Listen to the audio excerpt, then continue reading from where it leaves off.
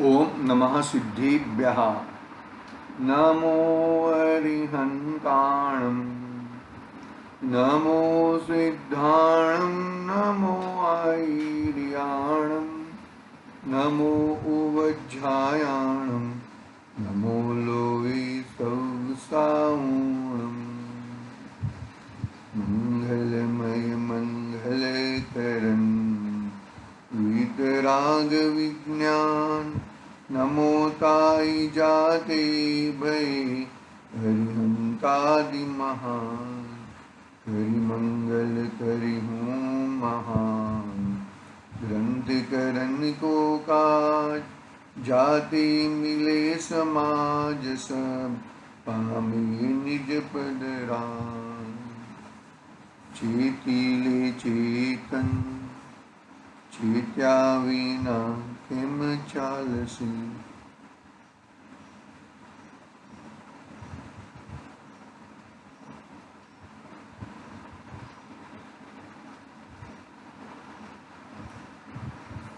आज श्री मोक्ष मार्ग प्रकाशक नामक महान ग्रंथ अपने सामने विराजमान है। आचार्य कल्प पंडित टोडरमल साहब द्वारा रचित एक महान ग्रंथ है।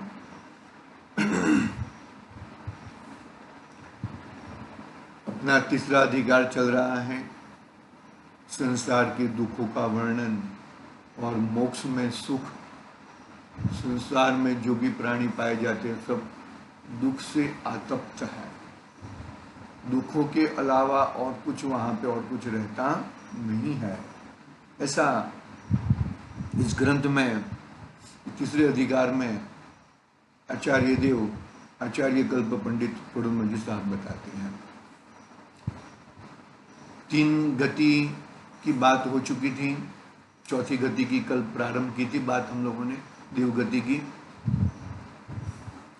देवगति के जीव मुख्यतः ज्ञान तो है उनके पास, अवधि ज्ञान तक ज्ञान है, मति ज्ञान, श्रुति ज्ञान, अवधि ज्ञान। अवधि ज्ञान तक तीनों सभी प्रकार के देवों में पाया जाता है।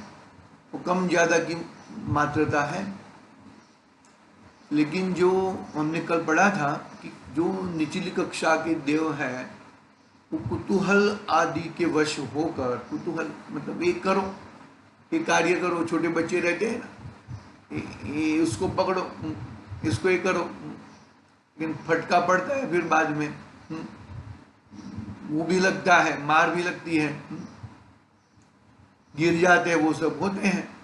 तो ऐसे ऐसे वो ठीक है। देवों में क्या है कि मेन तो बहुत सारे देव मिथ्या दृष्टि है, तो मिथ्यात्व के कारण कुमति, कुश्रुत और कुअवधि चलता है। तो यहां पर वो उसके कारण वो कुतूहल आदि के वश होकर वो मुख्यतः किसी को परेशान करने का, किसी को वो करने का, वो सब चतुर्थकाल तक, अपने भरत क्षेत्र में चतुर्थकाल तक पॉसिबल है। बाद में भरत क्षेत्र में तो अभी देव आदि तो आते नहीं, इंद्र आदि देव आदि तो आते नहीं है। चतुर्थकाल में भगवान के जन्म कल्याणक तक मतलब भगवान रहते हैं, वो तब तो सौधर्मेंद्र आदि, सम्यक दृष्टि आदि जीव आते हैं, बाकी तो नहीं आते हैं, बाकी तो वो आते ही नहीं है। तो मतलब ये जो देव है वो कुतूहल आदि कषाय है और कषाय के कारण एक कुतूहल होती रहती है। जैसे कि असुर कुमार जाति के देव हैं, वो नरक की तीसरे नरक तक जाते हैं और जीवों में एक दूसरे का याद करा करा के उनको लड़ाते हैं, झगड़ाते हैं, वो सब करते हैं। बात यहाँ पर देखो, एक दूसरे के देवों का भी पोल खुल जाता है। क्यों पोल खुल जाता है? क्योंकि जो दोनों देव अवधि ज्ञानी है तो इसका पोल खुल जाता है। मतलब मैं कुछ कर सकता नहीं हूं, अंदर में मांग शायद बहुत चलती है, यहाँ पर उसका ऐसा करूं, उसको ऐसा करूं, लेकिन उसको भी मालूम पड़ जाता है कि ये ऐसा करने वाला है। मतलब इसके कारण वो वहां पर आकुलित रहते हैं, अंदर आंदोलन चला रहता है। आंदोलन में तीव्र रहते हैं, बाकी सब तो क्रियाएं करनी नहीं है, न भोजन बनाना है, न वो करना है, वो करना है, और कुछ तो है ही नहीं, और एक्टिविटी है ही नहीं, तो फिर अभी अभी क्या करेंगे? बस इसको खींचो, इसको तोड़ो, इसको वो करो, इसको परेशान करो, इसको वो करो, ऐसा ऐसा उनका सब भी कार्य रहता है। वो निचली जाति के देवों का, ऊंची जाति के देव है, उनको भी कषाय तो रहती है। देखो क्या कहा,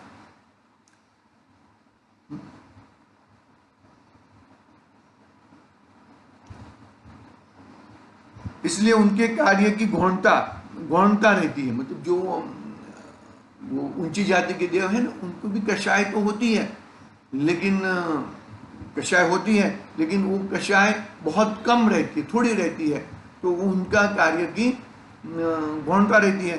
किसी का बुरा करना, किसी को हीन करना इत्यादि कार्य में निकृष्ट देवों तो कुतूहल आदि से होते हैं, परंतु उत्कृष्ट देवों के थोड़े होते हैं, उत्कृष्ट देवों के थोड़े होते हैं, मुख्यता नहीं है, उनकी मुख्यता नहीं भी हो सकते हैं। सौधर्म इंद्र है, तो सौधर्म इंद्र को इतनी ताकत रहती है, कितनी ताकत रहती है कि 3 लोग को उल्टा कर सके, लेकिन ऐसे भाव ही नहीं आते, ऐसी कषाई भड़कती नहीं है कि 3 लोग को उल्टा करने की भावना आ जाए, मुख्यता नहीं है। तथा माया लोभ कषायों के कारण पाए जाते हैं, इसलिए उनके कार्य की मुख्यता है। इसलिए छल करना, विषय सामग्री की चाह करना इत्यादि कार्य विशेष होते हैं, वे भी ऊंचे ऊंचे देवों में कम होते हैं। जैसे जैसे ऊंचे ऊंचे देवों में होते हैं उतने कम होते हैं। जैसे कि सर्वार्थ देव है, वो तो किधर भी जाते नहीं है, 33 सागर तक बस यहाँ पर एक ही जगह पे रहते हैं। वहाँ पे उनके देवालय में जिनालय भी है, बहुत सारी है, लेकिन बाल ब्रह्मचारी रहते हैं, अवगाहना कम रहती है, अवगाहना कम और ताकत बहुत ज्यादा रहती है, लेकिन वो ताकत दिखाने का बात ही किसको दिखाए? अरे अंदर में ही 33 सागर तक अंदर में इतना आत्म ध्यान करते हैं, इतनी चर्चाएं करते हैं कि वो एक चर्चा दोबारा आती नहीं, इतनी चर्चाएं होती हैं जैन धर्म की। सोचो आप, हमको तो 10 मिनट बोलना है तो भी प्रॉब्लम हो जाता है, बोलना है या चर्चा करना है तो भी हमें, ठीक है। इस तरह अपना इस बात हुई। अभी आगे का जो सब्जेक्ट है वो हास्य रति आदि के जो है नौ कषाय उसकी बात करते हैं। वहां पर अरति आदि तो होते नहीं है, देखो पढ़ते हैं। तथा हास्य रति कषाय के कारण बहुत पाए जाते हैं, वो कारण बहुत पाए जाते हैं, इसलिए उनके कार्यों की मुख्यता है। नरक में हास्य रति नहीं होते हैं, वहां पे अरति, शोक, भय, जुगुप्सा आदि नरक गति में रहते हैं। नरक गति से देवगति उल्टी है, बराबर। तथा अरति, शोक, भय,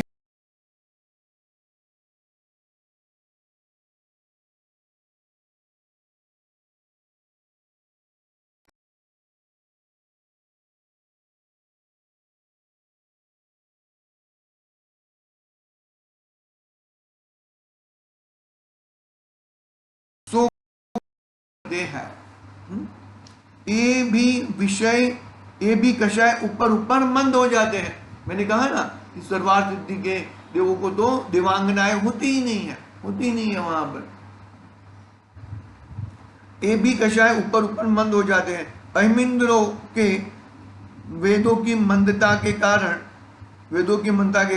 काम सेवन का अभाव है, वहां पर देवांगनाएं आदि होती नहीं है, काम सेवन का अभाव है। यह बात अपनी यहाँ पर हुई। कितनी मतलब कहने का भावार्थ, वहां पर रति और हास्य का तो है और उसका वो भी रहता है। नपुंसक आदि, नपुंसक वेद तो होता ही नहीं है वहां पर। अरति, शोक, भय, जुगुप्सा जो कषाय है, वो कषाय का वहां पर बहुत कम ज्वलेस कोई दिखाई देगा, बाकी कोई दिखाई देता नहीं है। स्त्री वेद और पुरुष वेद का वो काम सेवन इत्यादि करते रहते हैं, ऐसी उनकी चर्या है। ठीक है।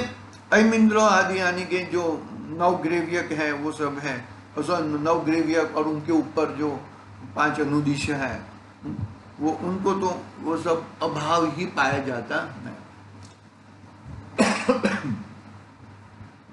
इस प्रकार देवों के कषाय भाव है और कषाय से ही दुखी है। यहाँ पर दुखों का बात ज्यादा करनी है, इसीलिए जो बहुत कम जो सम्यक दृष्टि देव होते हैं ना, वो संख्यात है, असंख्यात भी कह सकते हैं, संख्यात वो बहुत कम रहते हैं।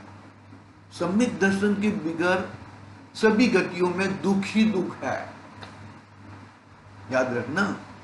सम्यक दर्शन सहित नरक गति चलेगी, लेकिन सम्यक दर्शन बिगड़ मुझे देवगति नहीं चाहिए, क्योंकि जो मेन है सुख का, मेन सुख की शुरुआत, धर्म की शुरुआत वो सम्यक दर्शन से होती है। सच्ची श्रद्धा, अपनी श्रद्धा, मैं कौन हूं, उसका एकदम बरोबर। आगे पढ़ते हैं, देखो। तथा इनके कषाय जितनी थोड़ी है इतना दुख भी थोड़ा है, इसलिए औरों की अपेक्षा उन्हें सुखी कहते हैं। परमार्थ से कषाय भाव जीवित से उससे दुख ही है। परमार्थ देखा जाए तो कषाय तो थोड़ी भी हो, मंद भी हो, अति मंद भी हो तो भी दुखी ही है, क्योंकि सर्वथा सुख की प्राप्ति नहीं होगी। आगे आए समझ में ना। तथा वेदनीय में साता वेदनीय बहुत है, वहां भवनत्रिक को थोड़ा है, वैमानिक को ऊपर ऊपर विशेष है। इष्ट शरीर की अवस्था, स्त्री, महल आदि सामग्री का संयोग पाया जाता है। क्या कहा? वेदनीय की साता, वेदनीय का साता उदय बहुत रहता है, वेदनीय का साता उदय बहुत रहता है। भवनत्रिक आदि को थोड़ा कम रहता है, वैमानिक को ज्यादा रहता है, बरोबर है। वैमानिक के ऊपर ऊपर और विशेष विशेष देखा जाता है। मतलब ये पारमार्थ सुख नहीं है, ये कौन सा सुख है? इंद्रिय संबंधी, देवों के संबंधी सुख, वो सुख नहीं है। इंद्रिय की शक्ति जो है ना, वो शक्ति कुछ भी नहीं है, कुछ एकदम कुछ शक्ति नहीं है।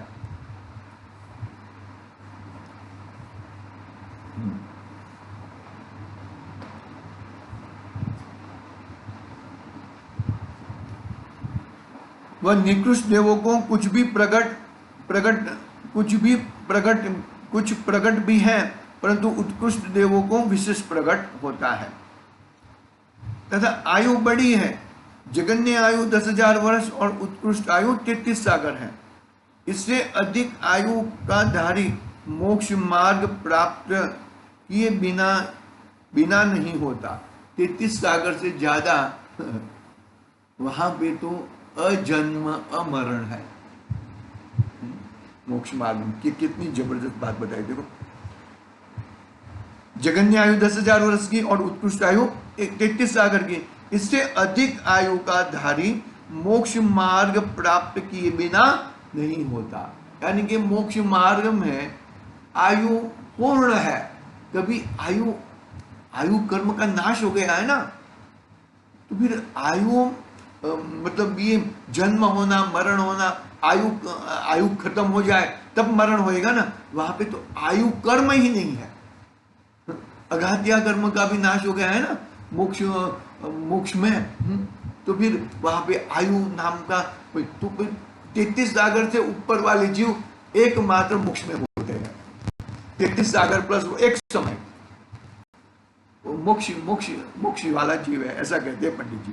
देखो, सो इतने काल तक विशेष सुख में मग्न रहते हैं तथा नाम कर्म की, देवगति आदि सर्व पुण्य प्रकृतियों का भी उदय है। पुण्य प्रकृतियों का उदय है। दुख वाली जो है ना, इसमें जो नाम प्रकृतियां है ना, उसमें आदि है ना, आदि अशाता वेदने वाली है और आदि शाता वेदने वाली है। तो जो शाता वेदनीय वाली है वही उसका उदय रहता है, पुण्य प्रकृतियों का उदय रहता है, पाप प्रकृतियों का उदय देवगति तथा देवगति आदि सर्व पुण्य प्रकृति का उदय हुआ है, इसलिए सुख का ही कारण होता है, सुख के अलावा और कुछ होता नहीं है। और गोत्र में उच्च गोत्र का ही उदय है, इसलिए महंत पद को प्राप्त है। गोत्र कर्म में कौन सा है? उच्च गोत्र का ही उदय है, इसलिए महंतता, महंत के अलावा और कुछ है नहीं है। ठीक है, आगे बढ़ते हैं। इस प्रकार इनको पुण्य उदय की विशेषता से इष्ट सामग्री मिली है और कषायों से इच्छा पाई जाती है, इसलिए उसके भोगने में आसक्त हो रहे हैं, परंतु इच्छा अधिक ही रहती है, इसलिए सुखी नहीं होते। उच्च देवों को उत्कृष्ट पुण्य उदय है, कषाय बहुत मंद है, तथापि उनके भी इच्छा का अभाव नहीं होता, इसलिए परमार्थ से दुखी ही है। क्या कहा? परमार्थ से फिर भी वो दुखी ही है। देखो, इस प्रकार उनको पुण्य उदय की विशेषता से इष्ट सामग्री मिली है, विषयों की इच्छा पाई जाती है, इसलिए उसको भोगने में आसक्त रहते हैं। शक्ति भी मिली है, पुण्य का उदय भी है और कषाय भी है। कषाय रहित तो भगवान जिनेंद्र भगवान ही रहते हैं, कषाय है वहां पर, और कषाय है इसके लिए भोगों में आसक्त रहते हैं। कैसे भोगों में आसक्त रहते हैं? अरे अंतिम समय में जो 6 मास रहता है, तब उनको बहुत गड़बड़ होती है, शक्तिहीन हो जाती है, भोग नहीं मिलते हैं, बहुत बहुत बहुत गड़बड़ होती है, इतनी आकुलित, इतने दुखी होती है। वो अपनी जो ये माला रहती है, वो माला मुरझाती रहती है। अरे मेरे को ये सब कहाँ से मिलेगा? ये फूलों का सुगंध, ये ऐसे ऐसे भोग कहाँ से मिलेंगे? ऐसा ऐसा इतना आकुलित रहता है। और त्योंति चैथा भर तन धरे, वहां से सीधा एक इंद्रिय फूलों में जन्म ले लेता है। दुख और दुख में सब ब्रह्म सागर में चला जाता है। ब्रह्म बाहर का जो है इंद्रिय संबंधी, भोगों संबंधी, विषयों संबंधी सुख है, वो सुख नहीं है, वो तो दुख और दुख ही है भैया। ये बात यहाँ पर बहुत सुंदर तरीके से पंडित जी साहब ने हमें बताई है।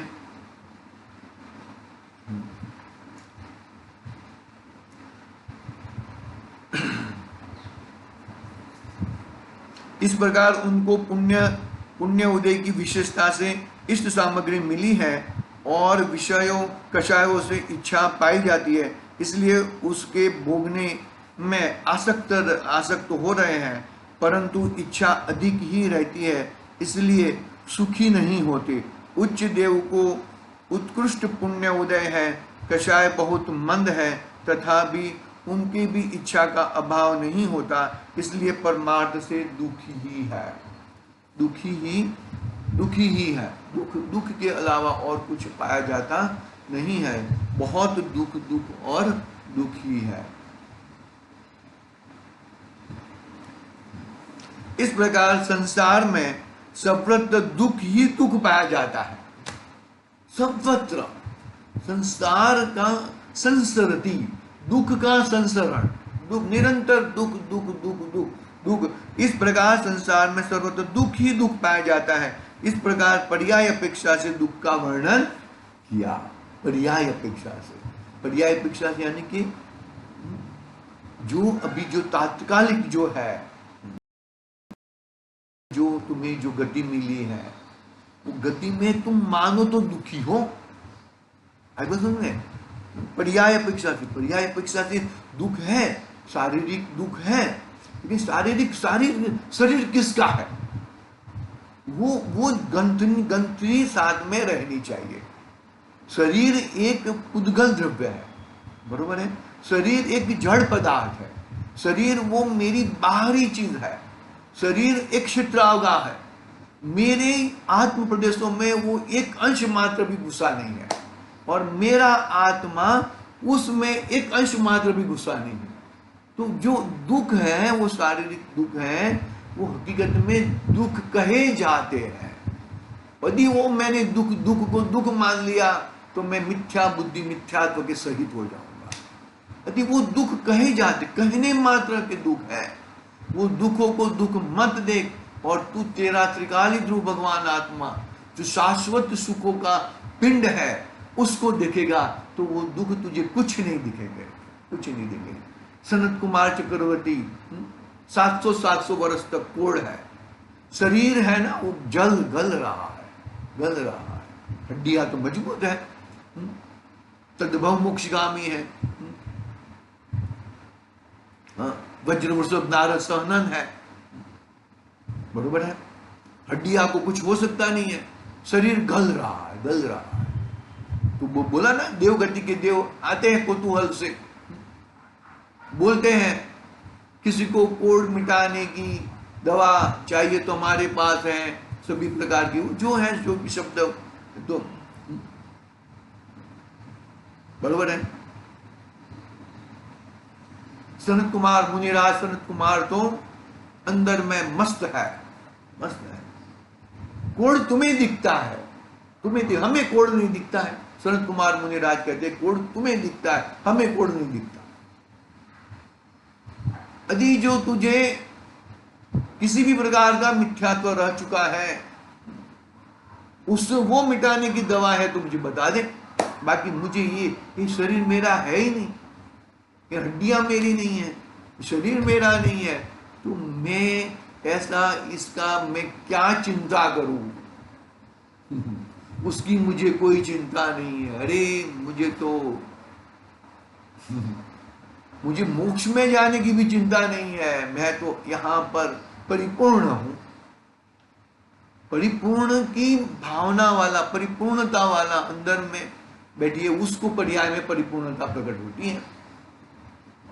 ये तुझे दुख दिखता है। मुनिराज जंगल में बिचारे, हम बिचारे बोलते, अरे तो बादशाह है, बादशाह, तुम बिचारे बोलते हो, उनको बिचारापन नहीं है। पकड़ना बात को भैया, बहुत अच्छी तरह से शांति से धीरज पूर्वक।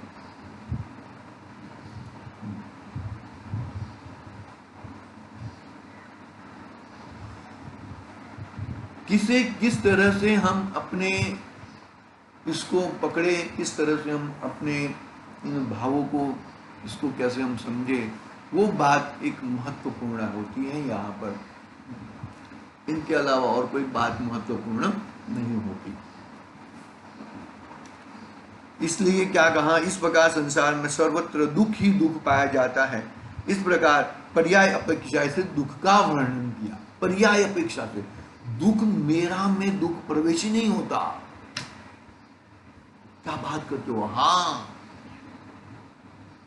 मेरे में दुख जैसा गुण ही नहीं है। आत्मा सुखमय है, आनंदमय है, दुख उसको नहीं होता। यहां तक अपनी 4 गतियों का वर्णन पूरा हुआ। फिर आगे का जो है ना, बहुत महत्वपूर्ण आता है। 4 प्रकार के दुखों का,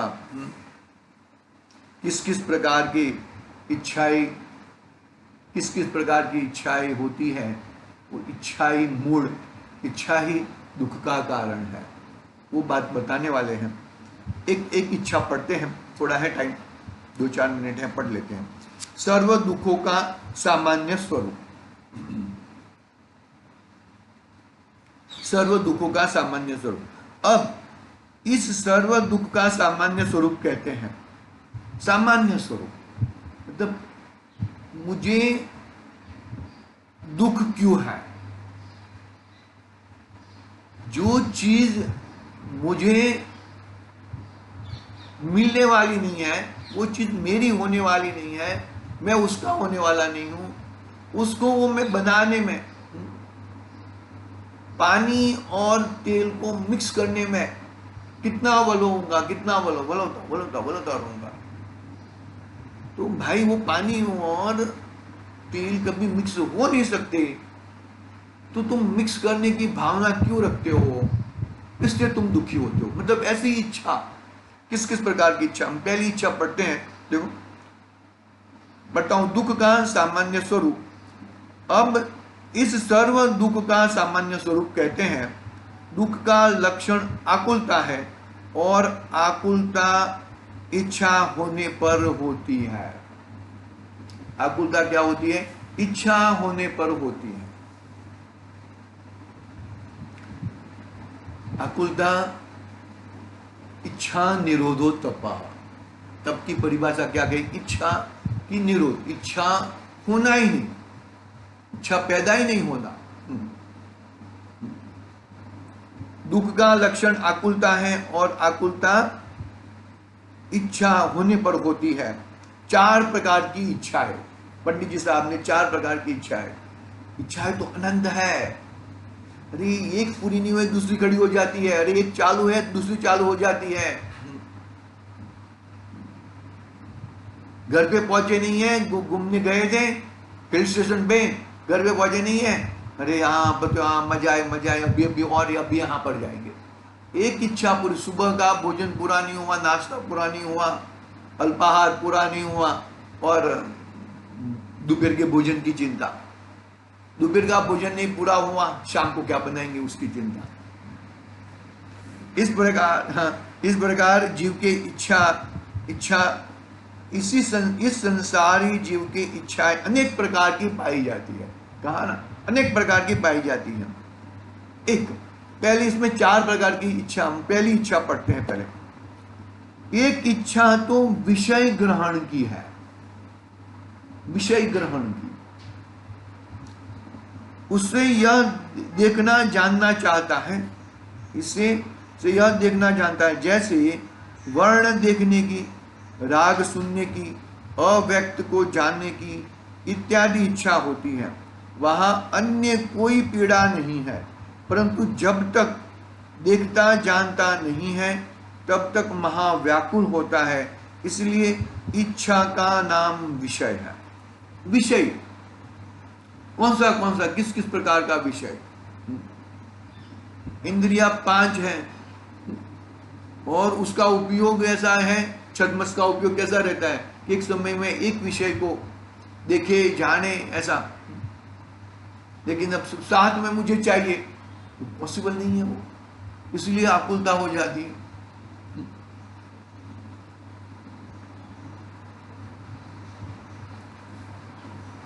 ठीक है, इसके बाद कल करेंगे 4 प्रकार की इच्छा है, किस प्रकार की कैसे सुखी होना, उसकी बात कल आएगी। आज के लिए ओम नमः सिद्धि। निज निधि निज में